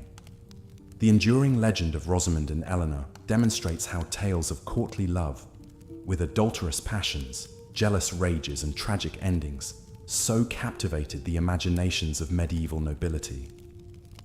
Such scandalous romances whether real or embellished, were the favourite gossip around palace fireplaces and banquet tables. So, where did medieval royals do most of their philandering and politicking? Much of it occurred at their favourite royal residences and power bases. Kings, queens, and their courts were always on the move between castles, keeping an eye on their far-flung domains. The great royal domiciles of the Middle Ages were not just military fortifications, but also political nerve centres and stages for court pageantry and intrigue. The mightiest castles boasted concentric rings of stout walls, towers, baileys and keeps, plus lavish living quarters decked out in rich tapestries, fine furnishings and precious plate. A splendid example was William the Conqueror's White Tower, begun in the 1070s, the first and largest building at the Tower of London complex. Though meant to dominate and intimidate William's new English subjects, the White Tower also functioned as a showy royal residence, complete with a magnificent Great Hall, stately apartments, and a lovely chapel. Many exquisite examples of medieval royal apartments still survive today. One of the most opulent was the Palais de la Cité in Paris, the main seat of the French monarchy from the 10th century until Charles V moved the court to the Louvre in the 1360s. The Palais de la Cité was a vast complex combining a fortress, a prison, law courts, and a dazzling royal residence. At its heart was the sumptuous Grande Salle, a hypostyle hall with soaring vaults supported by colourful marble columns. The vault was painted a deep, inky blue, dotted with golden fleurs-de-lis, evoking the night sky. Magnificent statues of French kings lined the walls, staring down regally at courtiers and visitors. Though the Grande Salle was mostly destroyed by a fire in 1618, we can still marvel at one of its exquisite side chambers, the fairy tale Sainte-Chapelle. This glorious Gothic chapel was built by King Louis IX in the 1240s to house the supposed crown of thorns and other relics of Christ's Passion. The Sainte-Chapelle is famed for its dazzling stained glass windows, an ethereal expanse of luminous jewel tones soaring nearly 100 feet above the marble floor. Brilliantly hued scenes from the Old Testament and Passion cycle mesmerize the eye, awash with glowing. Life for royalty in medieval times was a world unto itself, set apart from the toil and concerns of the common people. While the lives of kings and queens were undoubtedly privileged, full of luxury and power beyond imagining for most, they also carried heavy burdens and weighty expectations. Their daily routines were marked by strict ceremony, onerous duties, and constant public scrutiny. The royal lifestyle was at once decadent and demanding, a glittering facade masking very human struggles within. Perhaps no monarch better embodies the paradoxes of royalty than Queen Philippa of England, devoted wife of Edward III and mother to no less than 12 children. Born a noblewoman of Hainaut, now in modern Belgium, the young Philippa came to England at just 13 to be wed to the 15-year-old Edward. It was an arranged match, like most royal marriages then, intended to secure a political alliance between their two lands. Yet despite its pragmatic origins, the union would blossom into a deeply loving and influential partnership. Edward and Philippa's marriage was a pillar of strength during a tumultuous time for the English crown. Not long after taking the throne, Edward embroiled England in what would become the 100 Years' War, staking a tenuous claim to the French crown through his mother. As he led armies across the Channel year after year, Philippa often served as regent in his stead, capably governing the realm. She earned widespread respect for her wisdom, grace, and charity, a trusted queen who embodied the ideals of the age. But Philippa's life was far from the tranquil domesticity enjoyed by her humblest subjects. When not holding court or reviewing matters of state, she was frequently pregnant, confined to her chambers for long stretches. Childbirth was a perilous affair even for queens, and not all of Philippa's babies would survive infancy. Those who did faced an upbringing of rigid formality, every moment structured and supervised. the natural rambunctiousness of childhood tamed by decorum. Exhausting as this cycle of child-rearing was, it was also Philippa's chief duty and a source of dynastic pride. Her sons would go on to be the famed Black Prince and the powerful John of Gaunt. Her daughters she raised to be gracious and capable queens. In an age when the primary role of royal women was to secure the succession, Philippa excelled. Yet she strove to be more than a queen. She made herself a true partner to Edward and an influential force in her own right.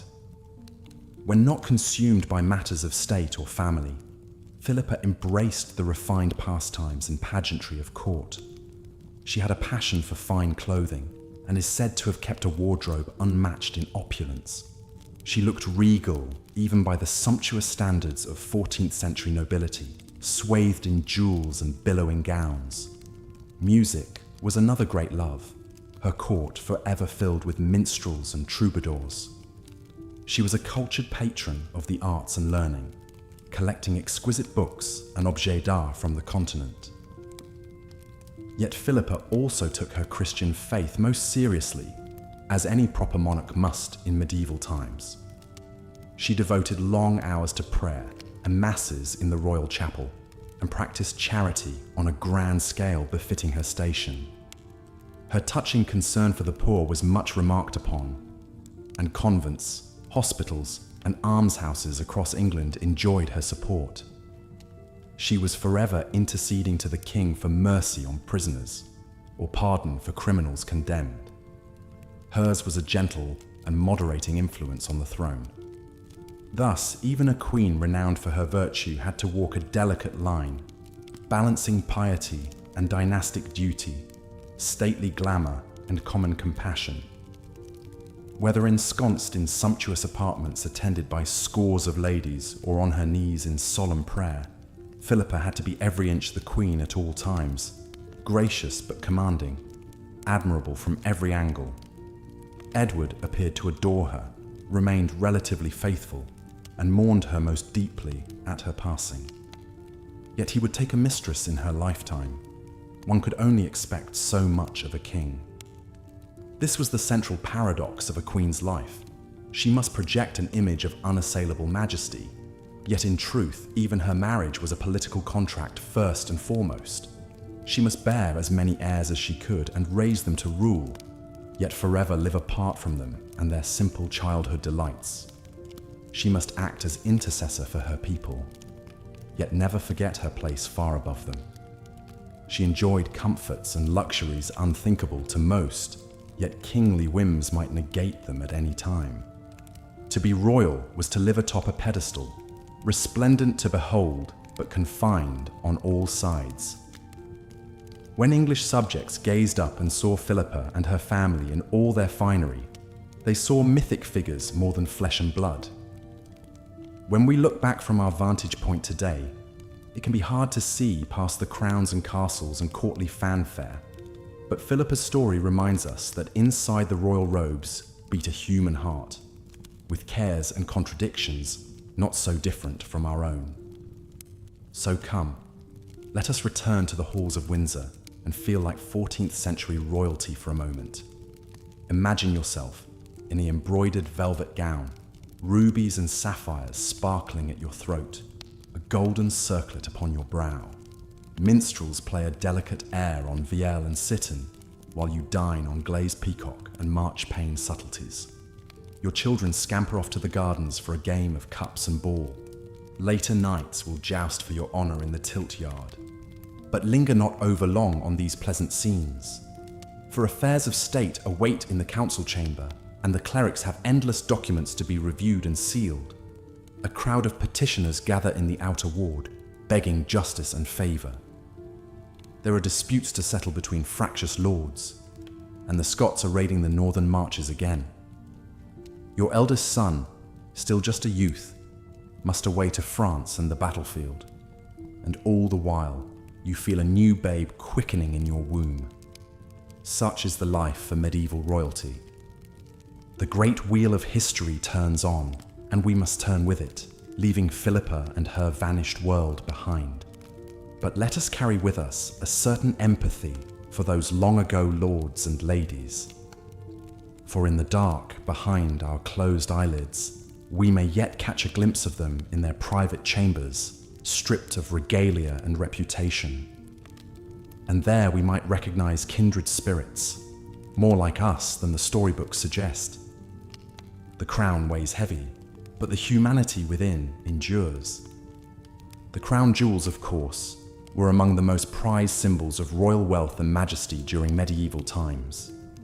These priceless coronation regalia, crowns, orbs, scepters, and swords were encrusted with glittering rubies, emeralds, sapphires, and diamonds the size of quail eggs. They were worn by the monarch during the most solemn ceremonies and state occasions. Kings and queens took great pride in commissioning ever more opulent crown jewels, each more dazzling than the last. Such ostentatious displays of riches weren't just for vanity's sake. They were calculated political statements meant to awe subjects and rivals alike with the vast resources at the sovereign's command. In an era before mass media, the bedazzling spectacle of a monarch decked out in jewel-encrusted finery was a powerful propaganda tool. It reinforced the divine right of kings, the notion that rulers were anointed by God to reign over their kingdoms. The crown jewels invoked biblical kings like Solomon, famed for their wisdom, but also their stupendous wealth and earthly glory. When worn in majestic cathedrals during holy festivals, they linked the worldly might of the monarchy to the spiritual power of the church. And when flaunted before foreign emissaries, they advertised the prosperity, sophistication, and indomitable strength of the realm.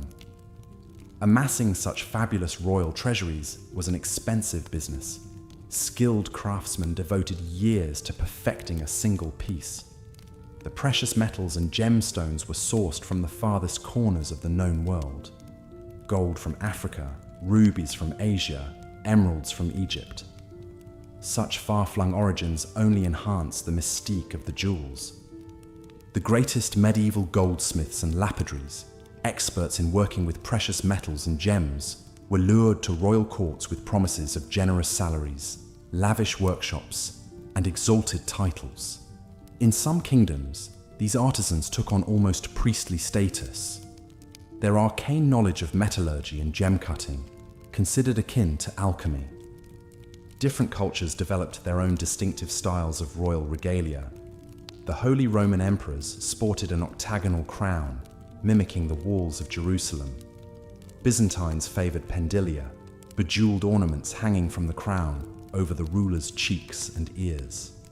English kings often held scepters topped with a cross or dove to symbolize just and peaceful sovereignty. Protecting such immensely valuable royal possessions was paramount. The crown jewels were locked away in the deepest castle vaults, guarded around the clock by the most incorruptible soldiers. Merely to handle them without permission was considered treasonous. But for all the best efforts of even the most eagle-eyed warders, the dazzling allure of the jewels sometimes proved too tempting.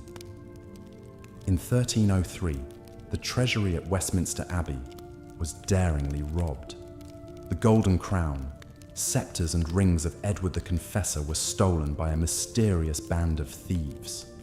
Sacrilegious as the crime was, one can almost admire the audacity of these bandits, bold as brass, making off with the most jealously guarded treasures in all the land.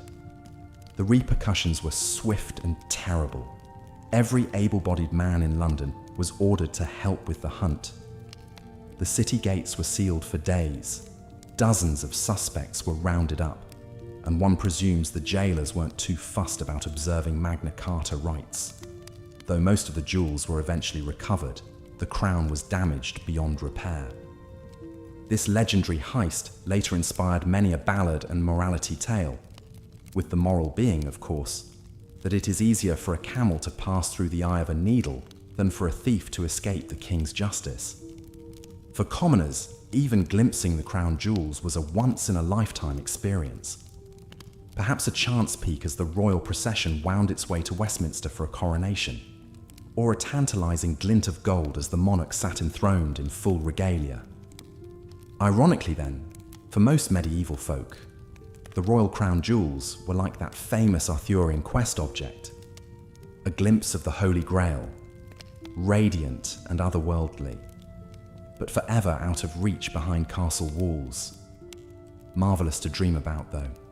Those huge, hypnotically sparkling gemstones, the warmth of that soft, lustrous beaten gold, the sheer majesty embodied in each priceless, timeless treasure.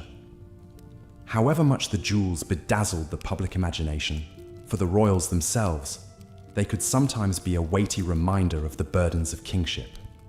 The 11th century German king Henry III reportedly despised wearing his crown, as it gave him headaches. The 13th century English monarch John was said to have pawned his jewels to finance his disastrous wars, a sign of his spendthrift ways. Perhaps it was a relief to set aside the £8 crown at the end of a long ceremony a day. But even in private, royals couldn't entirely escape the regalia. They wore smaller jeweled diadems and coronets as part of their everyday dress. Their furniture and tableware was festooned with gold and silver. Jewels glittered from every scabbard, goblet and slipper. Such all-encompassing opulence was customary and expected. A medieval king couldn't very well greet the Venetian ambassadors wearing a monk's rough-spun robes and a wooden bowl. Royalty had an image to uphold, one synonymous with the finest things in life, meant to mirror God's heavenly splendor and awe the masses into obedience. In a world of backbreaking poverty for most, rulers had to both look and live the part of the elect. A race of gilded demigods, draped in the most precious earthly treasures known to man. As much as we moderns might raise an eyebrow at such conspicuous consumption, there's no denying the sheer aesthetic pleasure of these magnificent artifacts. Just picture the coronation crown of the Holy Roman Empire, a soaring gold affair studded with sapphires, pearls, and an enormous ocean blue aquamarine. Or the Alfred Jewel, that Anglo-Saxon amulet with its enigmatic enamel portrait as vividly coloured as the day it was fired. These sublime treasures still have the power to enchant and inspire. And though the kings and queens who once wore them are long gone, the crown jewels remain, tangible symbols of the wealth, power, and glory of royalty in times past. More than mere ornaments, they are the glittering stuff of legends. Of course, not all royal treasures were as flashy as gem-encrusted crowns. Monarchs also cherished more understated heirlooms that were no less significant. Take the coronation spoon used to anoint English sovereigns with holy oil, a battered little silver thing about as plain as a bean spoon. But it dated back to the 12th century and was believed to be the only relic to survive the plundering of the crown jewels in the English Civil War. As such, it was imbued with sacral and historic value far beyond its appearance. Or consider the bizarre Reichenau sword and scabbard, a 10th century German weapon with an ornate scabbard of chased silver, patterned with fantastical faces melting into each other. Scholars still argue whether the unsettling designs were meant to evoke the souls of warriors devoured by the blade, or a kingly lineage dissolving into the next. In any case, it is a sublimely eerie piece of craftsmanship and a window into the more outre side of medieval aesthetics. But such grim-seeming oddities were the exception in royal treasure hoards. For the most part, the emphasis was firmly on displays of wealth, beauty, and exquisite workmanship that attested to the refinement and might of the ruling class. Where commoners made do with crudely thatched huts, rag clothing, and leather trenchers, the king and his court enjoyed the ne plus ultra in every department. The most intricate tapestries, the most towering Gothic cathedrals, the most beguiling music. Luxuries like spices, silks, and stained glass were imported at staggering expense from the far reaches of the globe. Teams of tailors, goldsmiths, and furniture makers were kept on permanent retainer to furnish an endless stream of sumptuous goods. The royal wardrobe alone was vast enough to clothe a small city. from ermine-trimmed robes to jeweled slippers to gold-plaited underpants. No wonder that, for the average swineherd or scullery maid, the royal lifestyle seemed as impossibly remote and marvelous as that of archangels or fairy kings. And no wonder that the ultimate fairy tale ending was for a humble hero to ascend to royalty, whether by pulling a sword from a stone, or marrying a prince, or simply waking to discover it had all been a beautiful dream.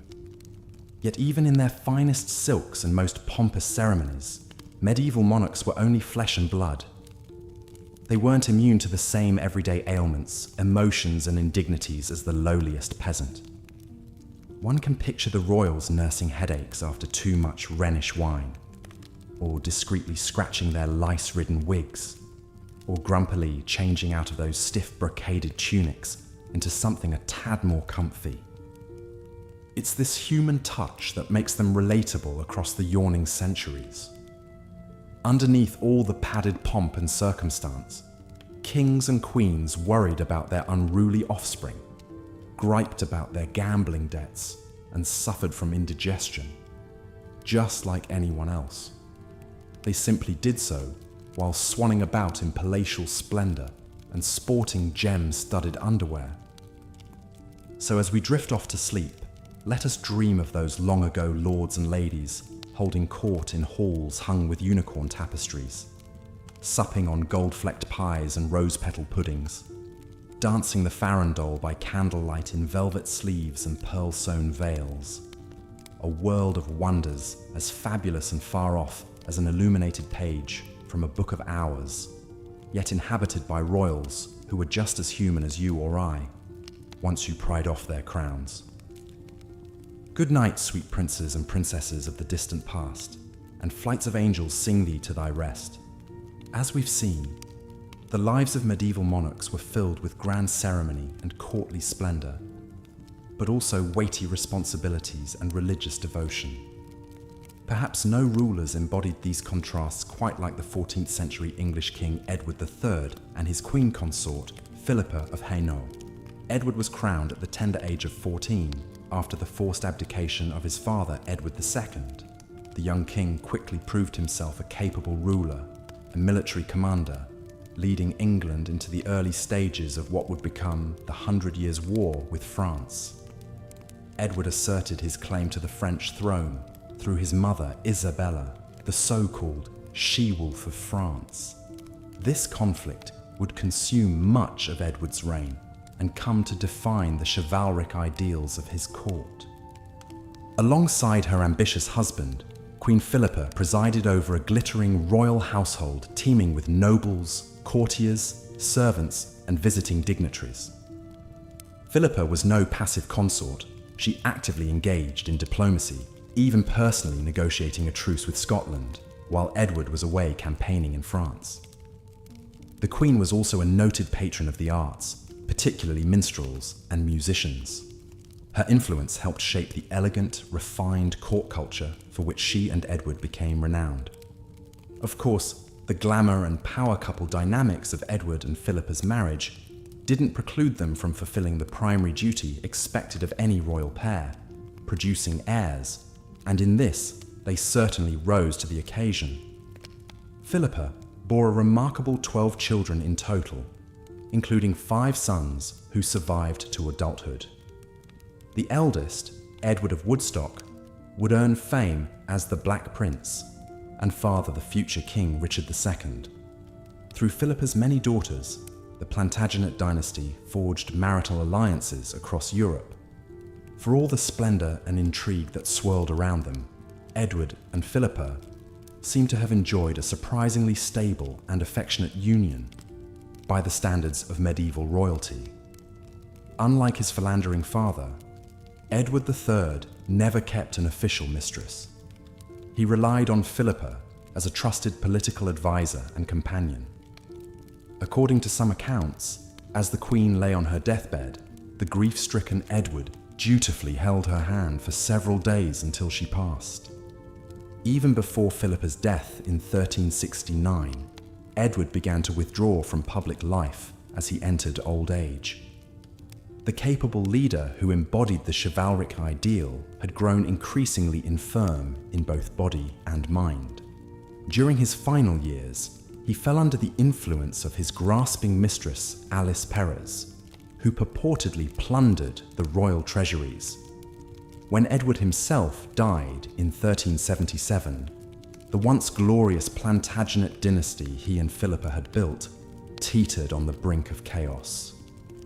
Their great-grandson Richard II would prove ill-suited to the throne, eventually deposed by rebellious nobles. But despite the turmoil that followed, the legacies of Edward III and Queen Philippa endured. It was Edward who first established English as the official language of his royal court, a shift away from the French that had long been favoured by the Norman elite. He also founded the prestigious Order of the Garter, still the world's oldest national order of knighthood. For her part, Philippa popularised the name Philippa itself in England, where it had been quite rare, but now took its place in the royal rolls. Even more than their tangible impacts, Edward and Philippa came to embody an ideal of enlightened monarchy, ruling with a mix of piety, chivalry, patronage, and power. In later centuries, when the Tudors and Stuarts looked back to forge an English identity, they often invoked Edward as a model king, a paragon of both warrior courage and courtly grace presiding over a flourishing medieval realm. That these images tend to gloss over the more complicated realities of Edward's reign attests to the lasting pull of Plantagenet legend. Regal power in the Middle Ages was so often a family affair, the fate of bloodlines and kingdoms bound together in a great generational chess match. For Edward III and Philippa, whatever personal affection they may have shared was always interwoven with hard-nosed political calculation. Their marriage joined England to Philippa's native county of Hainaut, creating a vital early alliance in the 100 Years' War to come. These same dynastic imperatives meant that royal children were often treated more as political game pieces than beloved family members. Even for an evidently doting mother like Philippa, her daughters were destined to be used as bargaining chips, their marriages auctioned off to the most promising bidder. Princesses were routinely packed off to distant lands, as young as 10 or 12, to cement an alliance or claim a throne.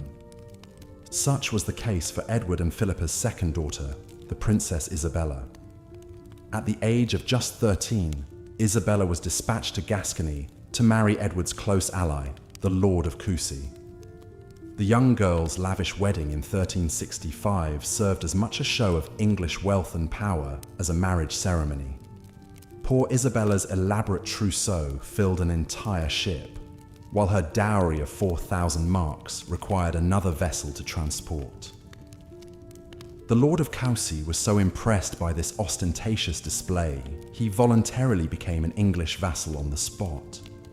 Marital statecraft aside, the sheer act of giving birth was a crucial role, indeed a risky duty, for any medieval queen.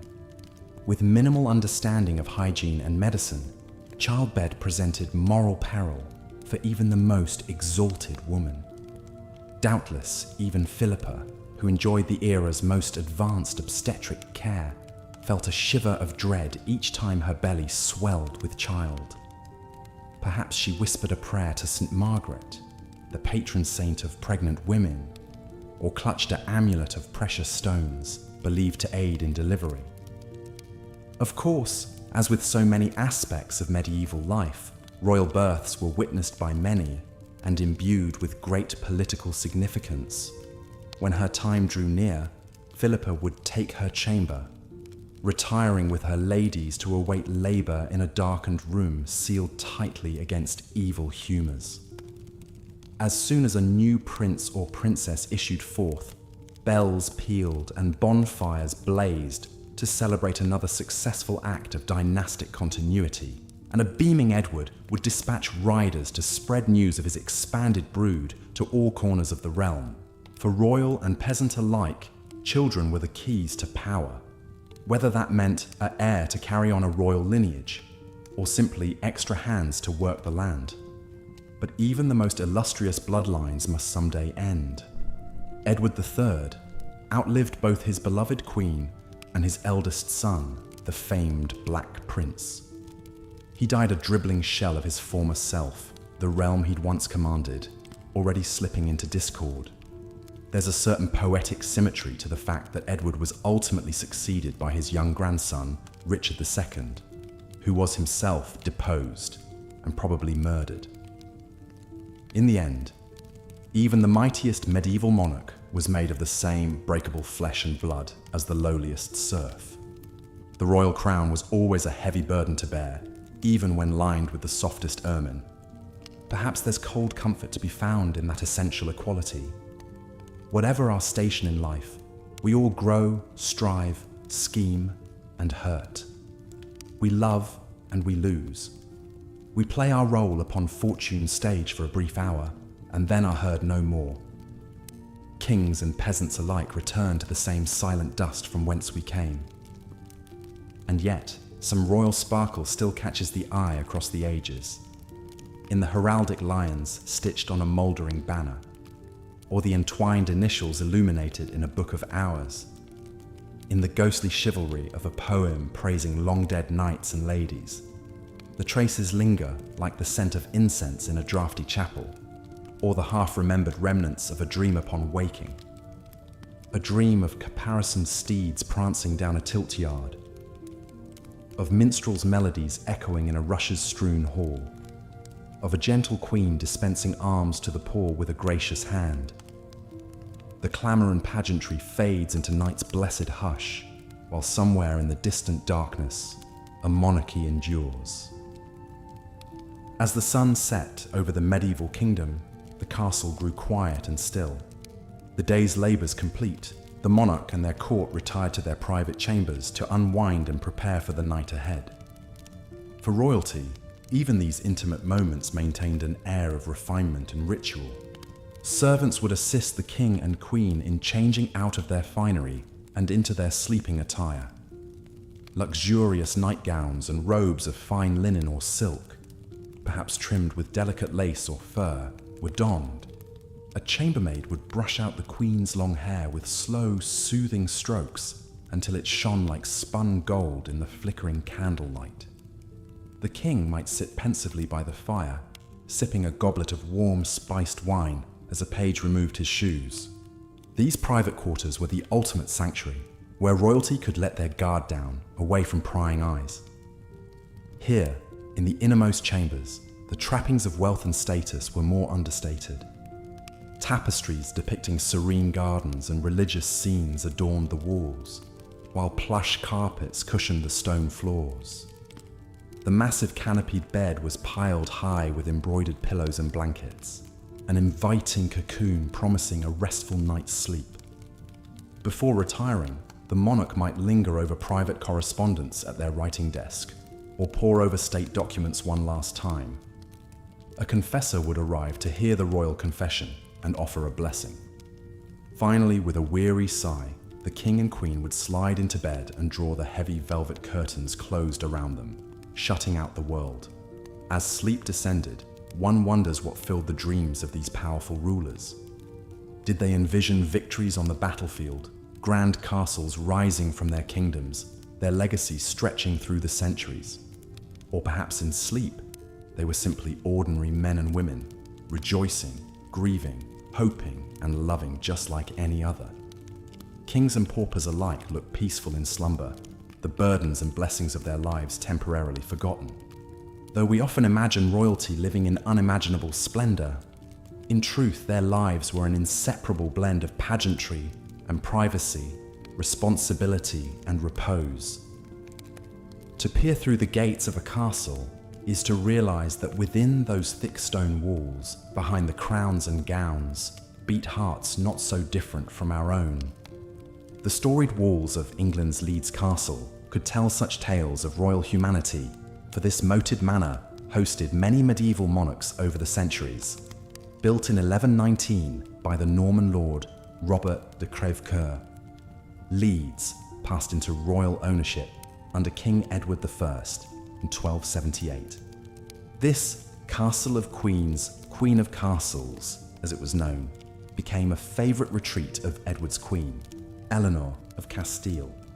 Eleanor was renowned for her beauty, intelligence, and fierce devotion to Edward.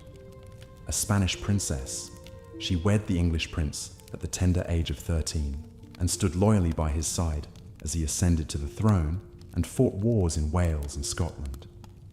Together, the royal couple had an impressive 16 children, securing the Plantagenet dynasty. Tragedy struck in 1290 when, travelling to join Edward on campaign, the 49-year-old Eleanor fell ill with a quartan fever. The king rushed to her bedside at the Manor of Harby, but there was nothing to be done. As Edward cradled his beloved wife, Eleanor slipped away, leaving the king utterly bereft. "I loved her tenderly in her lifetime," Edward lamented. "I do not cease to love her now she is dead." In his all-consuming grief, the king erected 12 elaborate stone crosses at each place Eleanor's funeral procession stopped on its journey from Lincoln to London. The Eleanor crosses were Gothic masterpieces, soaring monuments to an extraordinary queen and an enduring royal love. Though only fragments remain today, these crosses stand as a testament to the beating heart inside the crown. For all their wealth and power, the royals of medieval times were not immune to the joys and sorrows that comprise mortal life.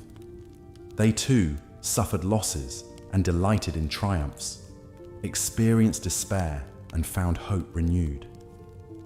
Next time you gaze upon a crumbling castle or weather-worn statue, remember the human stories, the laughter and the tears, woven into the very fabric of history.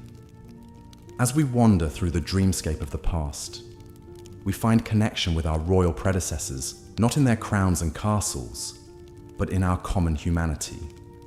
And so, we bid good night to the kings and queens of old, knowing we share one thing above all, the need for rest at the end of a long day. The candles gutter out, the castle sleeps, and history marches ever onward. Good night, dear viewer, and may your dreams be as sweet as a royal lullaby from long ago.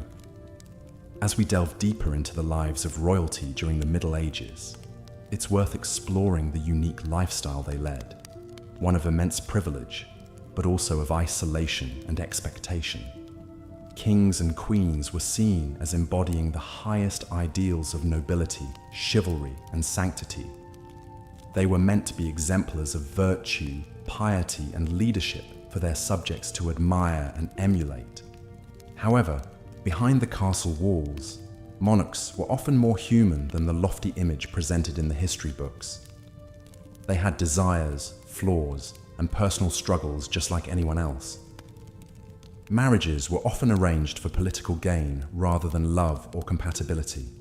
Kings were generally expected to take mistresses discreetly, a tacit reality of court life. Queens might turn a blind eye to such dalliances to maintain stability and dignity. The lack of privacy was another challenge for medieval royals. From the moment they awoke to their last waking hour, monarchs were constantly attended by a retinue of servants, courtiers, petitioners, and advisors. Every move was watched, every decision scrutinized. A ruler's time was rarely their own. They lived in service to their role and the realm.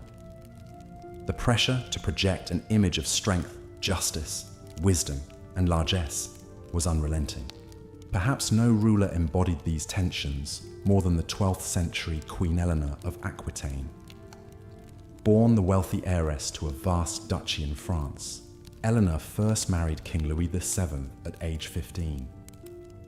Beautiful, strong-willed, and highly educated, she was more than a typical political pawn. Eleanor even joined Louis on the Second Crusade to the Holy Land, leading her own troops as an Amazonian figure. However, the pious Louis grew resentful of Eleanor's more worldly ways. After 15 years, their marriage was annulled on grounds of consanguinity. But Eleanor's story was just beginning. Within weeks, she wed the young Count Henry Plantagenet, who shortly became King Henry II of England, once Louis's vassal and rival. Eleanor bore Henry 8 children, including the future kings Richard the Lionheart and John Lackland. As Queen of England, Eleanor fashioned herself a cultivated, cunning player on the world's stage. She was the matriarch of the vast Plantagenet Empire, spanning England and much of France. Her court at Poitiers became a centre of courtly love, troubadour culture, and chivalry, the epitome of refined romance. For all her influence and intrigue, Eleanor spent 16 years under house arrest when she supported her sons in a revolt against Henry. Ever resilient, she re-emerged after Henry's death, ruling as regent in Richard's absence. Eleanor's long, tumultuous life showcases the fine line medieval queens had to walk. Though constrained by their gender and role, the most brilliant found ways to carve out agency and influence. They were politicians, patronesses, diplomats, and dynasts, shaping the course of kingdoms, even as they navigated the prescribed boundaries of courtly behavior. The great Angevin family discord also points to the precarity of even the most powerful royal houses. The privilege of birth was no guarantee of an easy life. Monarchs were beholden to many, to the nobility and gentry whose support they required, to the religious authorities who conferred legitimacy, to the common people who could revolt if pushed too far. Balancing all these interests while trying to impose their own will was a tightrope act. Perhaps that is what makes the royalty of the Middle Ages so enduringly fascinating. These were flawed individuals, shouldering the weighty expectations of their bloodline and station. We can trace the grand arcs of history through their lives, their triumphs and failures, their loves and losses. But we can also find glimmers of more recognizable humanity, parents trying to raise children, couples navigating the complicated dance of arranged intimacy, leaders striving to wield power while keeping their souls. In the final assessment, the royal life was as much of a gilded cage as a pedestal. The lavish trappings of monarchy came with hidden thorns. Every sumptuous feast was underlaid by the spectre of poisoning. Each glorious military campaign risked capture or death far from home. The beautiful ceremonies and rituals masked a life of constant performance. Even a king or queen's bedchamber afforded little true privacy or escape from their duties. So while the pageantry and power of royalty exerts an eternal allure, we might also spare a thought for the human beings beneath the crowns, trapped in the machinations and intrigues that the hands of history had dealt them.